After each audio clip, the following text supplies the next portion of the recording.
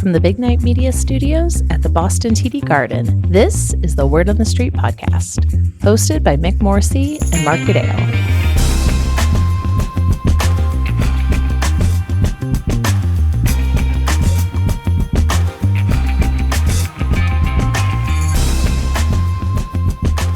Mick, welcome. You were in this building just recently watching the Celtics play, I believe, and it seems to me, being a pro basketball player, might have been a career avenue you overlooked. Yeah, it was one of those sports that I really didn't have a look at. Take your pick. But it brought me back to when I came to the States, 86, 87. Yeah, that's right. Because right across the way from us in the Celtics store was Robert Parrish, the chief, right, who actually was on the floor that game. They did a big tribute to him. It was fantastic. Yeah. He's giant. Well, everybody to me is a giant, yes, as you know. But my gosh, and what a player he was. But that was a great night. Celtics played terrifically. Jason Tatum is back. Team is looking great. We're going all the way. It's going to be fantastic. Yeah, we'll see when this airs how that holds up. Understood. Now, Catherine, welcome as well. Good to see you. Good to have you back. And you were an athlete at some point, weren't you? Slightly. I was a really poor midfielder in soccer. Okay. I usually went the right direction. Sometimes, I figured if I just kick it back that way, it's less running. But well, you just get a look of frustration on your face. It makes you look like you're blaming other people, and it's really not your fault. Throw your hands up. Definitely pass it. And, our guest today is definitely an athlete and also built an elite coaching business. Fascinating story, really. He's Jesse Kropelnicki, CEO of Verdantas, one of the fastest-growing environmental and infrastructure consulting firms in the industry, now ranked number 81 on ENR's top 500 design firms list. And in just a few years, Verdantas has expanded rapidly across the U.S., building a multidisciplinary platform focused on environmental, water, energy transition, and infrastructure services. Jesse, welcome to the street. It's great to have you. Appreciate you guys having me on. Super excited to chat this morning. I feel like we all need to work out. I do feel like a slob. Yes. Hold on, let me use two hands to lift my coffee cup here. Look at these. Beyond that, though, Jesse, Verdantis, mover and shaker this year, one of the top 10 movers and shakers, one of the top 10 movers and shakers last year as well. I mean, just incredible growth. Yeah, no, appreciate that. It's been a wild ride, and excited to chat with you guys about it today. Great. Now your career path, Jesse, is, I haven't heard of it before. It's not the typical AE CEO story, that's for sure. Structural engineer, which means you actually studied during college, then built a world-class endurance coaching company, and then boomerang back into engineering leadership. And before we ask you about how all that ties in, how the heck did you go from structural engineer to building this incredible coaching company? Just talk about that path, if you would. Yeah, no, happy to. I mean, like most things in life, you follow your passions, right? Or I think, many meaningful stories usually start with that. And, when I was young and got out of college, and even prior to that, I was really passionate about the sport of triathlon. I was racing myself at the time. And being a good engineer, I love my spreadsheets and structure numbers. So I thought, hey, let's go to the comfort zone and, what can I do with these spreadsheets to help me be a better racer for my own racing? Yeah. Which meant developing these protocols around sport science, sport physiology, sport psychology, sport nutrition, in an analytical and kind of quantitative way. I just thought, this is what everyone does, right? Hey. But that's not necessarily the case. So that's kind of how I got started coaching myself, and then fairly quickly, in the local area here around Boston, started to garner some attention from folks I was racing with that said, hey, you're getting fairly quick pretty quickly. Do you think you can help me, right? And that's what really got the whole thing going. Yeah. And then, like most businesses, small businesses in particular, in services, it's all about word of mouth. And that word spread very quickly, and suddenly realized that, hey, I can make a business out of this. I grew up in an entrepreneurial family and always kind of wanted to be an entrepreneur. And as that started to occur early on in my engineering career after I got out of college, I thought, boy, maybe this is my opportunity, right? And then you take a risk and you go for it. So, Mick, you work in Excel spreadsheets a lot. What happened to you? I know. I still work in Lotus 1, 2, 3. I see. Yes, WordPerfect and the like. Now, This is interesting on many levels, but did you start out with running? Were you on the swim team? Were you a biker? What sort of order did the events come in for you as you got into these events? As a kid, did you start just running? Were you on the run team? How did it work? A little bit non-traditional there as well, even in the context of triathlon. I can remember being a young age. I think my first recollection of anything triathlon was sitting on my carpet floor at 4 or 5 years old, seeing the Hawaii Ironman on TV and just thinking, wow, that looks really cool. Right? Yeah, the one triathlon that's on TV. But didn't think any normal person could ever do a triathlon. Right. It was just this thing you saw on TV once a year. And I think that was the early start. And then from there, I wasn't a traditional swimmer, cyclist, runner, just always enjoyed endurance. Got into running a little bit, but not competitively in school. Played soccer and played tennis, which have an endurance component, of course. So it really wasn't until late high school, early college that I started to really pick it up. Jesse, tell us about this coaching business you created. Yeah, so as I said, when I, kind of got into it myself, had a deep passion in my own coaching, then decided to jump off only 3 or 4 years into my engineering career and say, hey, I want to go all in on what I think could be a great entrepreneurial business in an area that I love with passion. At the time, didn't have too much pressure, didn't have kids yet, didn't even own a house yet, so you're able to take those risks many times at a younger age. Kind of went all in on it and was lucky enough to coach a young female that was just getting started kind of in triathlon and was really serious about it. And a year later, she won Ironman Lake Placid and set the run course record, right? That changed the trajectory of my life.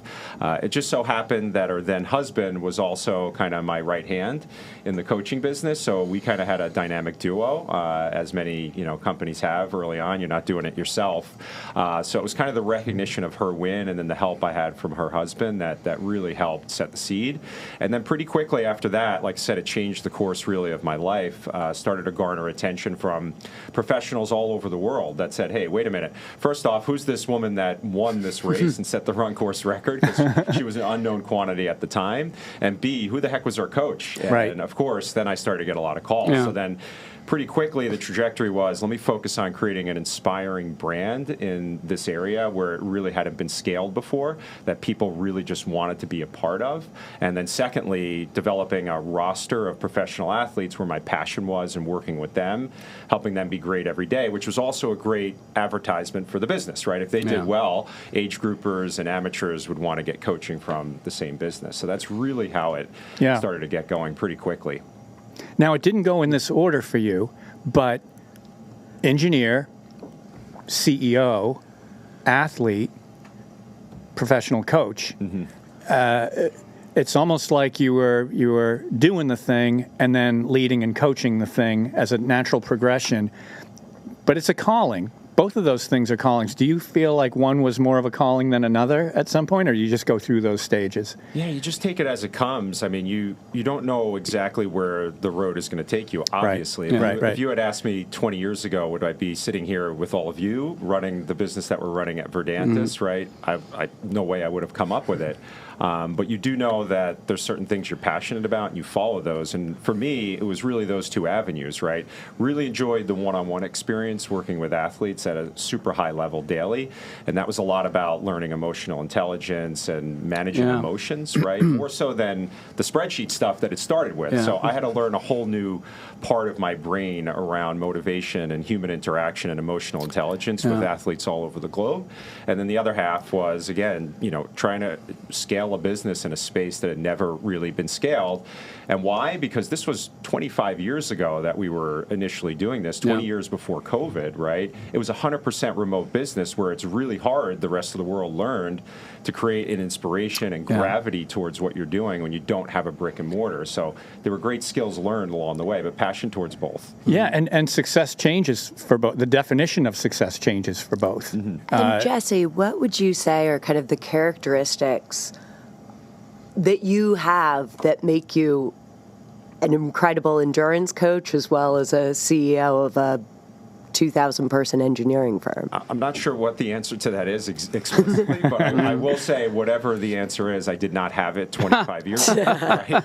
But I developed it perhaps through those experiences by not being afraid to take on risk and be very uncomfortable all the time, which is very much I would say, a trait of endurance athletes in the first place, right? So although I was the coach of all these professional athletes, usually 15 is what I held, they taught me more than I ever taught them when I reflect back on it, which you take forward now into what we're trying to do at Verdantas. So clearly we're three psychologists, and clearly we're very skilled in that area. So I want to pull on a string here. So you're a structural engineer. I'm a civil engineer, went to school with structurals. Super smart people. A lot of introverts amongst the structural engineering demographic. Agreed. Triathlon, not really a team sport, right? Loneliness of, or the loneliness of the long distance runner. Mm-hmm. So you're out there by yourself for hours on end, in your own head. So very solitary, introverted type of sport, and yet I'm a follower of yours on LinkedIn. You do a lot of communication on LinkedIn, promoting your firm, promoting your people, talking about what's special. And I know as a leader, you go out of your way to communicate and get your team together. Are you an introvert or an extrovert, or did that change over your career as well? Because it would seem to me structural engineering and triathloning is really very good for an introvert, and what you're doing now could be a challenge for an introvert. First, Mick, that was a great question, and I think there's applicability across our industry. So let me try to peel it back. To answer your question, I'm definitely an introvert. I knew it, right, when I was thinking about starting the coaching business, even when I was in college. And I knew it to the point that I felt like, hey, if I could somehow unlock that or get around it and become more extroverted and comfortable speaking in public and all of these things, that I thought really I can accelerate to a new level, both personally and whatever endeavor I was doing, right? Because I thought I have some really good ideas. I'm just not sure how to articulate them, or I'm scared to get in front of people, which I think is really common in our industry. Yeah. And how many leaders do we really have among the hundreds of thousands of engineers that we never know about? Right? It's kind of a sad thing. Right. I at least was able to reflect on that when I was probably 19, 20 years old and say, hey, how do I hit this head on? I really need to unlock that. Yeah. And the way that I did it was, I had already started to coach, started to grow the business, and garnered enough results where USA Triathlon came to me and said, hey, would you be willing to teach some of our coach certification clinics, which was 50 people that were passionate about triathlon, looking to become certified as a national federation, right? USAT level 1 or level 2 certified coach. And I thought, I really don't want to do that. But I do that. Yeah. And I actually ended up teaching over 10 years, almost 100 of those clinics, which totally changed my confidence and ability to articulate, speak in front of people, communicate, to the point where it was very uncomfortable, if not crippling, to comfortable to, I actually want to lean into it. I have fun doing it, right? Yeah. But it took deliberate, I've got to fix this to be able to get there. Well, you talk about endurance and the difference, a lot of people will think, this person's an introvert, they're not sociable. That's not necessarily true. It's just how you recharge the batteries. It's the extrovert wants to recharge around other people. The introvert needs to go back and order Chinese food in the room and watch TV and all the rest of it. Yep. So it's interesting how you had to kind of have some endurance for that. You got to kind of work through that. It's interesting to me, these elite athletes that you're sitting with today. We obsess over marginal gains, these tiny improvements in sleep or nutrition or pacing. What's the equivalent of marginal gains in running an engineering firm? Yeah, I mean, most of us that are leading these firms have all of these various KPIs, and the way I always thought about it and what I taught when I taught the coaching clinics around coaching was, right, you become a better coach partially by learning more dials that are available to turn with your athletes. It's not only about knowing the dials that are available, it's also figuring out how to assess them properly and knowing how to fix them, right? So in one model or framework, you could say that the most successful coach really has the broadest enormous toolbox on what to identify in every various category, whether it's body composition, sport physiology, sport mechanics, psychology, right? And the list goes on and on, knowing how to assess them and then knowing how to fix them. So it's the same thing in running engineering businesses. I mean, I look back to when I first started getting leadership in engineering. I didn't have nearly the toolbox I have today on various TTM charts and all these KPIs. You had utilization, right? Right. Right. We start with that, right? Why we do that, I don't know. Yeah. It's the easy button. Right? Yeah. So, building on that, when an athlete hits a plateau, coaches often change the stimulus. How do you know when an organization is plateaued? And what's the leadership equivalent of giving them that stimulus? Yeah, it changes constantly. And, even discussions yesterday within Verdantas, I think it's a little tricky to fully assess objectively, right? Because you're in a position where you're sometimes insulated and you feel very repetitive in the way that you run meetings or the way you give messages. So sometimes counter to this, right, you may feel you've plateaued or that people aren't hearing your message and when in fact it's just fine, right? Yeah. So, an effective way that I heard recently, which I really like, is, right, it's not only surveying the people that you're trying to communicate with on a fairly often basis, maybe 10% of the meetings throw out a survey, but then just simple questions, like, hey, rate this from 1 to 5 on whether whether or not you got value for the time that you spent during it. But then maybe the more important question is, what would it take to improve by 1 point? Right. And constantly getting those surveys to understand. But then I'm a huge fan, and I mentioned it already, on just TTM charts. Right. I think many people fall into the trap of trying to track against budget, and the reality is budget is somewhat fabricated as a proxy 100% to help create healthy growth over the desired period of time. But the real momentum and the real trend is always in the TTM charts. So I'm a huge fan of them across almost every KPI, because at the end of the day, business is a perpetual game. It's not this finite, we start in January, we finish in December, we get to all dust off and start again, right? That's just not how it works. Jesse, just for our listener, TTM? Trailing 12 months. There you go. And thank you. There are some metrics you may find that a T3M or a T6M is more applicable, but for most, TTM is pretty good to take out the seasonality, right? That's on our members-only podcast. We'll talk about that. Yes, just sticking with coaching for a little bit before we move on, what's your perspective on the effectiveness of business coaches or executive coaches? This is a really tricky one, and it even applies to sports coaches as well. But this goes back to human psychology is where I'm going, right? There's definitely fixable things that are associated with any sport, any business. They're more binary in nature and a little bit more specific, right?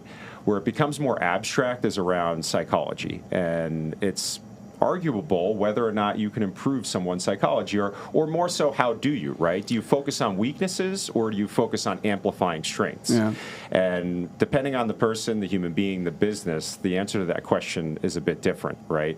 So, this is a framework that I love. I use it all the time. But, some folks are motivated by the fear of failure, meaning they wake up every morning just trying to do well so that they don't fail, right? That's their psychology. And then there's a whole other group of folks that's motivated by the opportunity of success, right? They wake up every morning and say, I want to do a really good job today because I can't wait to show my boss or my organization how good I am at X, Y, and Z. And in fact, the same person can oscillate between those depending on the task and depending on the day. The first one seems more that's our core competency. So, it's an interesting framework, but in the context of that, right, you may decide, okay, for this type of athlete or this type of business or this type of person, I'm going to focus on amplifying successes. For this type, I'm going to focus on the weaknesses and improving those. So I think the great executive coaches or business coaches that can really identify with the uniqueness of that have a different playbook, different toolbox, depending on the assessment of some of those characteristics, will be the most helpful, right? Yeah. So, Jesse, would you talk about feedback? Because for athletes, it's gold, it's critical, and it doesn't seem to happen all that much, or not nearly as much, in the engineering industry. We actually avoid it. We avoid that feedback. It seems to me that sometimes they're all assessments, right? They're all opinions that we're giving most of the time. Sometimes there are assertions, but most of the time, at least in the engineering setting, the feedback is a grounded assessment or an ungrounded assessment, but it tends to live like fact in people's minds, and they say, well, it's negative, it's about me, it's got to be true. And it's a real big waste, it seems to me, that there's not more talking and more listening going on. Do you observe that? And can you talk about the difference that you see in professional sports versus the engineering industry?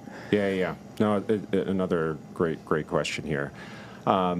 First, to set a framework and go back to the earlier topic that we discussed, right? It's a very introverted space, kind of by nature. There's exceptions, of course, but by and large, the average is pretty introverted.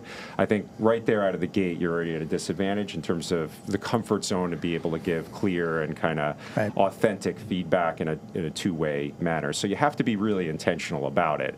One thing I'm a huge fan of is even when you hire a new employee, right? The last step in the hiring process after you've agreed, you've talked about compensation, literally the last step, like, hey, you're starting in 3 weeks. Obviously, we're super excited you're joining. Otherwise, we wouldn't have gotten to this point. But I just want to let you know, through the interview process, you talked to 5 or 6 people. Just want to let you know there was a few things that were a little bit of a question mark. So I want to share those with you before you even start, right? So this avoids the whole first performance review and awkward conversation with somebody you don't know that well yet, right? You've already opened up the door that this is going to be. Who delivers that? Who delivers that message, Jesse? Definitely the hiring. The hiring manager. Okay. The hiring leader, as I like to say. Manager. Yeah, it's interesting. 10 times out of 10, it's more difficult to give the feedback than it is to get it. Yeah. And so it's almost like you got to train the people to give it more than you have to. You got to do both, but it's getting them to give the feedback seems so difficult. Do you observe that as well? Yeah, and just to continue on with a couple of real tools or frameworks, I already laid out one. If you have that open kind of feedback before they even start, it kind of opens the door that this is how this is going to be, and that's like a good thing. It breaks the tension. Yeah. Right.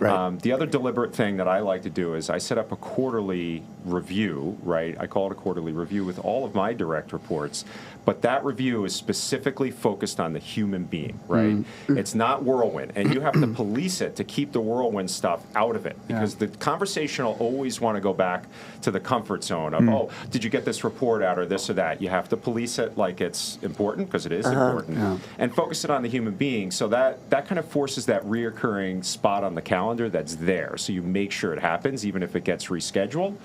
And then you get to the point of, well, what type of feedback is relevant? And this goes back to the type of person you're dealing with and the whole topic we just spoke about. So one thing I struggle with, even personally, is that, my tendency as a coach and generally trying to help human beings in general go from potentially MAF, where that motivated by the fear of failure, to more positive environment motivated by the opportunity of success. So although I want to be really clear during these quarterlies on what they're missing, I may try to approach it in a backdoor manner that's more motivating and not demotivating, right? Yeah. So I struggle with that, because then if you go 6 months or 9 months using this approach, where can I help? Hey, can I help you in this area, right? So on and so forth. And you don't get to a point where it works out and you ultimately let them go. They can be really surprised, right? But maybe that was the best recipe to help them get to success, and that's just a ancillary thing that you need to deal with at the end, unfortunately, right? Yeah. Or do you go ahead and give very clear and open feedback, and now if they're already MAF, it doesn't elicit, although you've been clear, it doesn't elicit the behavior. Does it incapacitate them? More importantly, the psychology, like to get the outcome, right? That's right. Yeah. And which voice do you want to feed and when? That is a very tricky balance. But it goes back to that simple psychological model around MAF, MAS, and then just ensuring you open up the door ahead of them being hired to open feedback, and then setting up the quarterly so at least you have it, and then policing it to make sure it's protected human review. Yeah. I listened to some of your interviews. You had talked about the holistic approach to coaching endurance athletes. How do you bring that to your direct reports, and how to build them up and help them grow into new leadership roles. Yeah. I mean, to add on to the frameworks that I just walked through, one more is it's just an add-on here. You know, the quarterly is focused on the human being, their career trajectory. What are they most excited about? What are they worried about? What did they enjoy last quarter, right? What did they not enjoy last quarter? And then at the end, give the appropriate feedback that we just talked about, right? And the right flavor depending on where their psychology is at that given time, which you need to feel out through your interactions and experiences with them over the time frame. So again, that's all about the human being. But the other thing I like to do is a quarterly or even more frequent kind of tactical, more whirlwind type review, which is, it's not even a review because they know whether they've passed or failed, so to speak, right? There's KPIs, there's specific numbers or things you committed to. For instance, I like to do just 5 goals every quarter that are in the whirlwind, right? They write them down, they choose them. I may give a little bit of feedback, but then we all review them together as a team at the end of the quarter. So the whole executive team at Verdantas is used to this cycle. We all set goals together. We all review them together. At the end of the quarter, we review how we did against those goals together. Each person presents their 5.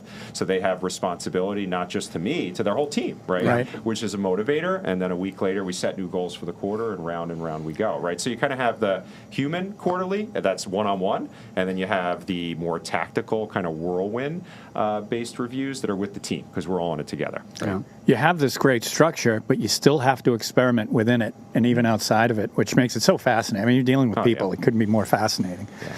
So when we look at Verdantas, you know, going from roughly 400 people to nearly 2,000 in about 2.5 years or so, rapid growth can sound really great and exciting on paper, but what actually gets harder inside the company when you're scaling at that rapid pace?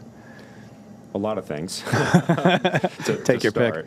Yeah, take your pick. But, you know, one thing we've been focused on since the beginning and that we protect very carefully is the culture and ensuring that the growth isn't for growth's sake, because it truly isn't. We all live only once. We can all do other things. This has to be fun, and we have to feel like we're leaving something meaningful behind us. And I guess protecting that culture and ensuring the growth actually enhances it, right? Because many times it's counter to that. And there's a lot of things we do every day, the way we've built the team, the way we've thought about M&A to ensure it actually turns out that way. And try to shift, right, the thought process for our people that may join through acquisition when they didn't sign up for this, so to speak, right? To realize that this growth is a huge opportunity. And sure, it comes with some bumps, perhaps, along the way, but ultimately creates room for growth for them personally, and ensuring that we open up those pathways as clearly as possible.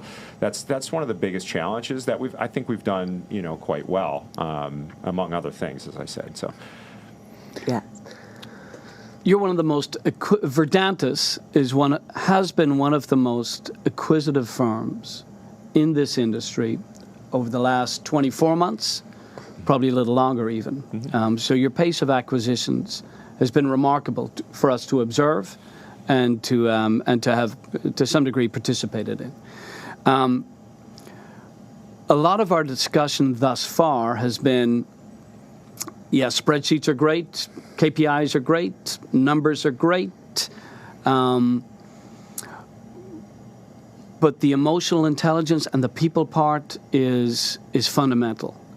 So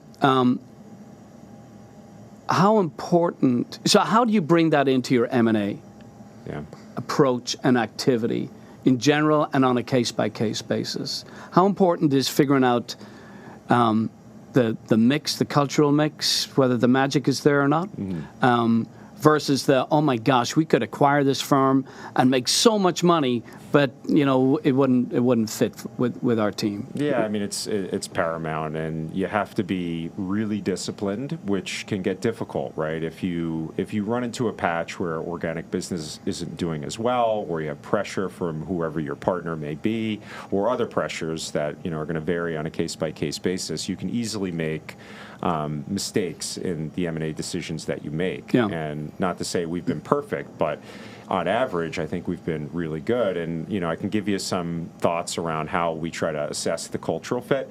One thing we don't do is go to the website, look at their values, and match it against they care about people, they care about quality, they care about safety. Come on. Check. So, we try to do it in a more meaningful way that, as I stepped into the CEO role almost 3 years ago, just had an innate thought about how to do it. And by the way, I'd done M&A with the coaching business as well. Okay. And that's probably where I learned most of what I learned when it's your own money. Over, you really care. Not that I don't care here at Verdantis, but I learned a lot then at a smaller scale. And it's quite simple. I try not to prep for M&A meetings really at all. So our corporate development lead will go out and source an opportunity, just going through an example here. They'll bring it to me. They'll say, hey, I'm going to set up a call next week. I may take a quick glance at a summary email or teaser, maybe brush through the sim very quickly, but I intentionally try not to go any deeper, and there's a specific reason. I feel if you go deeper, it's human nature. You want to win, right? So then you will start to craft a pitch that you believe will win you the deal, which may not be the right fit for your organization. So the approach we've taken for the last, 29 deals has been exactly that. Very little prep. Show up and just tell the story, tell my personal background, tell the story of what we're trying to achieve at Verdantis, and then I just watch the human beings. And if they get excited, and you can read, right, emotionally, if they're responding, if they get excited about wanting to jump on board and row in this direction, then we got to fit. And that's our first filter, and that's a hard stop. If we don't get past that, we don't waste our time any further. That's number one, right? So that's one of the main ways right up front. We're at least think we're bringing on human beings that'll be excited about this once they get over the original, shock of the headline and the valley of despair associated with the change and all these things, that there really will be an upside for them and for our people to be excited as well, right? Because one more thing, a lot of folks talk about the seller and how the seller's people are going to feel and whether or not they're going to be comfortable, and speed to trust is a big thing, right? Because that ultimately equals speed to value. But what you don't hear as much about is the tremendous responsibility that I have and our executive team to bring on teams that fit, because our people trust us at Verdantis. Right. Absolutely. The first firm we bring on of 40 people that doesn't fit, it will not be good, right? Our people will say, we don't trust these people, they're just trying to grab money, so on and so forth. So that's a tremendous responsibility. So it really is a two-way street. And it's hard to build that trust. It's very quick. It can go in the snap of a finger with the wrong decision. And it's very interesting for me to hear you talk about that filter that you're aware of, that self-awareness that, hey, I'm going to get competitive about this, or I'm going to agree or disagree about this, and to really listen and be open to being changed by what's going to be said, I think is a big deal. And we don't see enough of that, not talking, not listening, and listening for agreement as opposed to really understanding. It's a problem. Now, private equity is a big part of the Verdantis story, Jesse. What do people misunderstand about the relationship between private equity and professional services firms, and how do you get them to think about it the way it really is? Yeah, definitely have a couple of key things here. First off, my experience, right? I started with a ESOP. I worked for Parsons Brinkerhoff, actually here in Boston. Was my first job as an intern, which I was there for 4 or 5 years before I went and did coaching. Then I was a sole proprietor, right? Then I came back in 2018 to WSP, large public company, and then ultimately here at Verdantis, the private equity. So I've experienced almost every different ownership model. Exactly the way you planned it, right? Yeah, perfect. 4 years ago when I first joined Verdantis, I knew nothing about private equity other than what you see on TV, which I think is the image that most people that aren't aware have in their minds, that private equity comes in, they squeeze all the money out the bottom. Barbarians at the gate. Yeah, exactly. And obviously it has changed quite a bit, not only in professional service firms, but AEC over the last 5 to 10 years. But what I've learned over the last 4 years is actually quite simple. You just need to make sure the partner that you connect with and ultimately have support your business or your venture believes in your approach to creating value, because what they care about most is creating value. You just need to make sure that your approach and their approach agree with one another, right? Which doesn't mean going to the private equity that has the highest price or the one that has the deepest pockets or whatever it may be, because it's all about long-term value creation, and you will be much more successful with your passion if your partner believes in that same passion, right? Yep. And approach to creating value. And that's one thing we've been lucky at Verdantis to have great partners so far, and certainly intend to in the future as well. Can you give an example of something that might be that you look where something specific that could be aligned or misaligned in any given deal structure, or any given deal rather? Yeah, or with PE partner. Or PE partner, rather, yeah, right. I mean, there's many things, like there is in many of these topics, but a couple of key ones, right? If you believe in deep equity ownership in your organization, ensure your partner believes that that's a valuable approach, because they have to kind of agree with you that, hey, dilution of value creation, because we're going so deep with staff, you get back in dividend through alignment and work ethic and entrepreneurial spirit or ownership mentality, right? So that's one example. But there's a lot more. I mean, I'll give you one more real world example. You could have a bad month or bad quarter, right, with your partner from an organic perspective or even M&A perspective, and you get on the monthly review call or whatever the cadence is, and they say, well, why was the organic performance down within the quarter? You know, for us, we may say, well, we invested in PM training, we did leadership training, we brought 100 staff across the country to get together, get to know one another, build trust with one another, which leads to long-term value creation, long-term work togetherness, synergies, so on and so forth.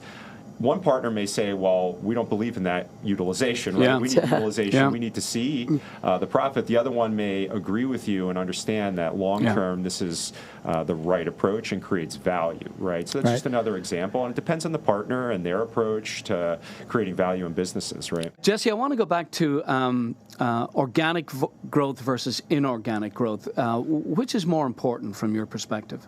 The one thing that keeps me up at night the most, other than culture, but fortunately, knock on wood, right? Culture has been really good at Verdantis, and voluntary attrition is, very, very, very, very good.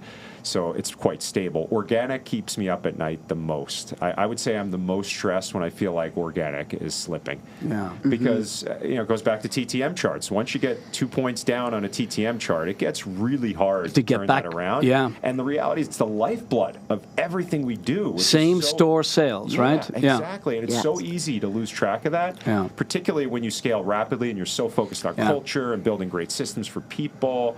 And at the end of the day, it's the sales and it's keeping net revenue growing and organic growth there. It's the whole lifeblood. You can't do M&A if you don't have organic growth. How important is the organic growth in terms of what you talked about earlier, protecting the culture?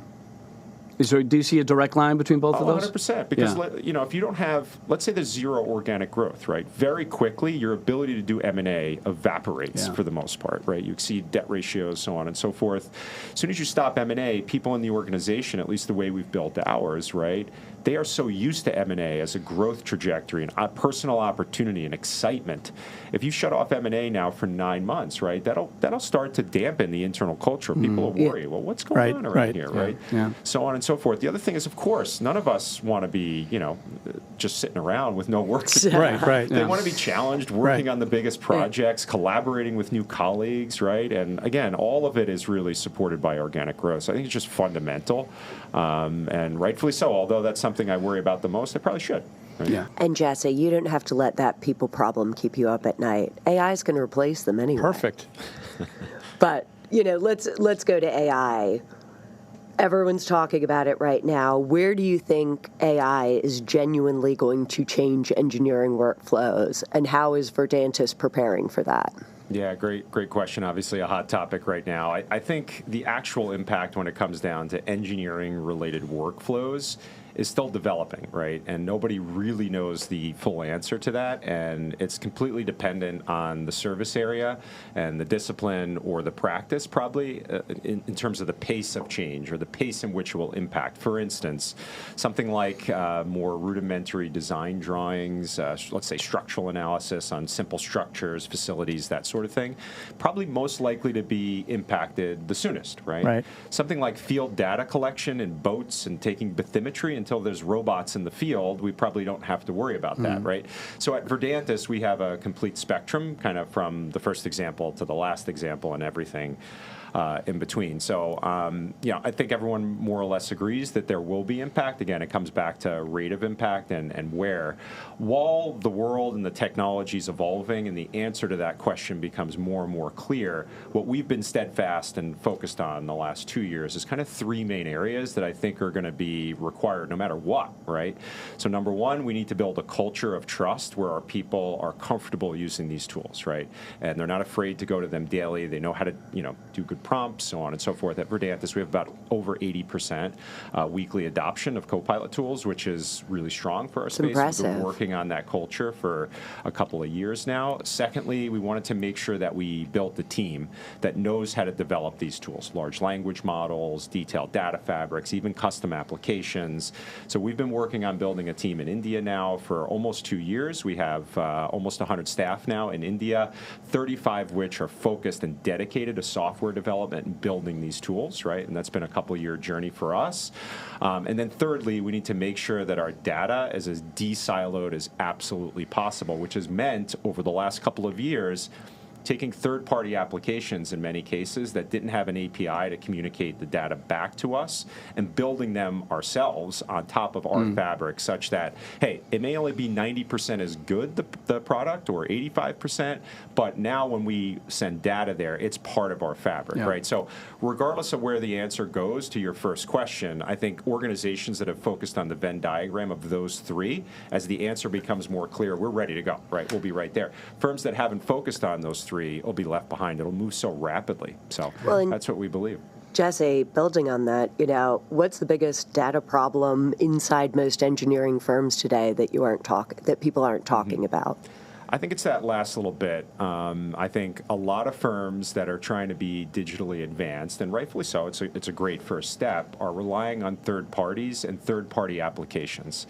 If those third-party applications don't feed the data back or have an API to communicate to your data fabric, that's a huge blind spot. And I get it. Like most things in life, it requires patience, time, and money to de-silo that. But there's a lot of that hidden out there, I think, in most engineering firms. So it's thinking ahead, ensuring you got the right connectivity to have the data. And perhaps that's also project data, right? Where your project files are stored. Are those fed back into the fabric? Do clients allow them? The T's and C's. These are all topics we've talked about at your conferences. Yes. Personally, are you a Claude guy, a Copilot guy, or a Chat GPT guy? Well, it's really all of the above, right? So we made a intelligent and informed decision 2 years ago to go all in on Microsoft Copilot. Now, fortunately, Claude, ChatGPT are all included within Copilot. So if you're not familiar with it, if you go to Copilot Enterprise version, which all of our staff have access to, of course, if you go in there, you can actually choose to run Claude, you can choose to run the ChatGPT model, or you could have it auto-choose, so you have access to everything in there. But the big add there, right, versus going external, let's say Claude wasn't in Copilot at this point. It's only a recent partnership, by the way, that's been in the last few weeks, which is great. If you went external to use Claude, now you don't have the power of our complete data fabric, right? Yes. Our whole data fabric is overlaid by Copilot. Now Claude is built in, so using Claude in that environment taps into our entire fabric, right? Right. Way more power, way more domain specificity than just using a public, like, web-based version, right? So I'm going to bring you back to the people realm. Now, you've led both elite athletes and engineering professionals. Which group is actually harder to lead and why? Tough question, but a good one. This gives you the opportunity to antagonize both sides of your life. They're different, right? But I would say working with high-level athletes in a fringe sport like Ironman racing and working with human beings that are the top 0.0001% of the fittest humans on the planet, is a very pressurized world to live in because they're trying to pay rent, support their family. And the reality is maybe only the top 10 or 20 in each gender could potentially make enough money in the world, right? Yeah, that's right. To actually support that lifestyle. Plus, again, you're dealing with mostly introverted people that have a certain emotional preset or chip on their shoulder to want to spend 30 hours alone, beating themselves up every single day. So that's a really... It's a boot camp on psychology and how to keep people motivated under all of that pressure with the advent of social media and all these things, right? So that was very highly pressurized, which ultimately, that's why I came back to this. Right? I say it all the time. It's partially a joke and it's mostly true. I came back to this to take a break. Yeah, well, I mean, it's so intense. Exactly. That 30 hours, minus the pressure, that 30 hours alone sounds pretty good, actually. So engineers often will pride themselves in their technical expertise, their knowledge.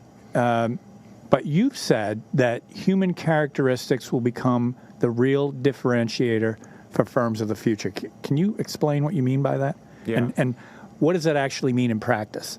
Yeah, great add-on to the AI question, right? Because if you believe, right, there will be disruption in certain areas of our space in AEC, depending on practice and service, what you're really saying is that knowledge becomes not the differentiator anymore, right?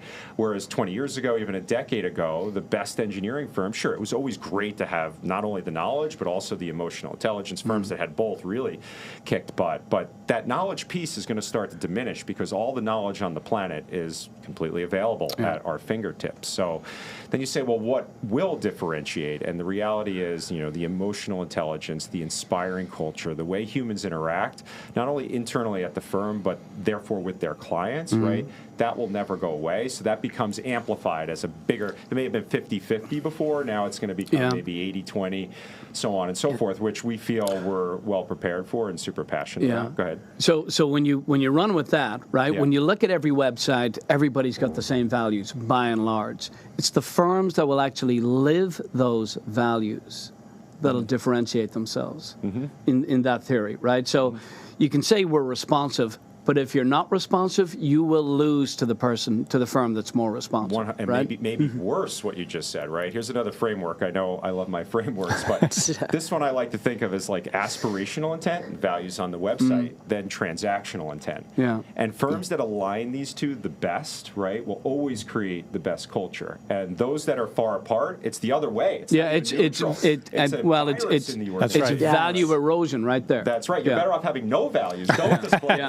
That's a real thing. But going back to the original question on the differentiator of kind of the culture and human beings, kind of gave one example there around having the culture and the way we treat clients, so on and so forth, more the differentiator. There's another aspect, right? Because if you have a great culture where there's a lot of trust between first-line staff and their supervisors and mid-level leaders and executive teams, so on and so forth, it's much more likely they'll have the trust in us to be comfortable. It's our job to bring them to technology, to tap into the knowledge, right? That's right. Just because we have the knowledge doesn't mean that everyone's going to use it. So this comes down to the speed in which we are able to get the knowledge that's behind these large language models, right, into the human brain, which, when you think about it right now, is at like 1 bit per 20 seconds when you type on a keyboard. If in the future, can we make that faster somehow by more fluent prompting, quicker typing, maybe Neuralink, as Elon Musk says, right? So that speed to get into the knowledge is a huge human thing, which is why we're so focused on and track from a KPI standpoint, adoption and use of large language models at our organization, right? We display it as a scoreboard to staff, right? Well, it's interesting you bring this up and people tapping into it. I'm seeing, I don't know if anybody else is, but I'm observing, at least occasionally, something that is counterintuitive, and that is the younger folks coming out of school are more reticent to use AI because they're trying to get everything they can in school out of themselves. Are you seeing any of that? Yeah, we definitely have seen that. And even from another dimension that I'll add, we're very focused on environmental stewardship. Our whole mission is about creating a better tomorrow at the firm. We have a lot of staff that are very passionate, myself included, about that mission. So it's no secret that using all of these tools uses a tremendous amount of natural resources, right, in the world and in the U.S. And we get that question a lot, right? How are we balancing and offsetting? And fortunately, we recently hired someone I've known for quite a while. She's our Chief Legal and Sustainability Officer, a background in corporate sustainability. We had, impact reports, and we had to do an EcoVadis scoring every year, but she's really supercharging at the executive level that commitment. So now we're showing adoption of utilizing these tools, but hopefully dovetailing it immediately with, hey, here are the offsets we're doing as an organization to ensure we stay true to our mission, right, while we start to utilize knowledge. Because we need to. We don't want to become obsolete. So from a business, viability standpoint, resiliency standpoint, we have to do it. And that's actually a great point, too, in talking about bringing in new roles. And when you think about the workforce in 10 years, what roles do you think engineering firms will employ that barely exist today? Yeah, it's no doubt. I mean, our example, the India team, just a dedicated team of data programmers, software-related people in the organization. And we've scaled ours rapidly. Just in the last year, we went to from 15 to over 30, right? We would expect that probably continues to scale at a similar rate or maybe exponentially, right, as we start to do more custom software development, support like maintenance of these custom softwares, so on and so forth. So I think that's a no doubt. I think there's a case for firms that really get it right. I don't want to say an in-house psychologist, but we have an in-house counsel. We have Why not? So one thing we have right now is a talent development leader in the company, right, inside Verdantis that focuses on development and training of our staff. We have a traditional HR team as well that's quite robust, but there could be a more of an intelligent, emotional intelligence expert on staff. Chief Happiness Officer. Exactly, to truly help bring along this human journey, if that's really going to be the differentiator in the two ways that I talked about, right? I think that's a good segue into, you grew up working with your father, who was a steel worker in early life. And is there a lesson from those early experiences that still influences you today? Yeah, for sure. Just hard work, right? I had two parents. They were both entrepreneurs and much smaller scale, obviously, than what we're doing at Verdantis. My mother was a musician, and I think what I learned from her is, she worked really hard every day to try to make it big and have a record. She never did, but she dusted off every day, and the passion was there to really work hard. And, my father was similar, but different as well, had his own business, and just waking up at 6 a.m. every day in the cold, being out there, getting what needed to be done, and following through on commitments. I think those are the biggest things that I carry forward today, right? So, well, Mick, it's time. It's time now for your favorite part of the podcast. Okay. How much I'm glad I came. This is Word to the Wise, it's all about. Where we ask our guests for some wise words. Jesse, you've spent your career studying performance, from elite athletes to engineering organizations. If you could take one principle from endurance sport and apply it to the AE industry, what would it be and why? And I have a sneaking suspicion you already have applied it to this world. Yeah, you got to be willing, right, to have adaptive improvement. And how do you get adaption and then improve and then stimulus and then adapt and improve again? You have to be uncomfortable as an individual, and it's a huge theme of mine, and it's a huge theme in endurance sports, right? If you're not comfortable, you're not growing as a human being, but probably not as an organization either. Not saying every person in the organization needs to be comfortable all the time. That's definitely not the case. Otherwise, the culture wouldn't be great. But at a certain level, there has to be a fire and an inspiration to be uncomfortable and a willingness to be uncomfortable, right, to be able to grow. And we certainly ride that line, I think, every day at Verdantis. So, Jesse, thanks so much for joining us today. And thanks to our viewers. As always, please like and subscribe. And we hope to see you next time on the street.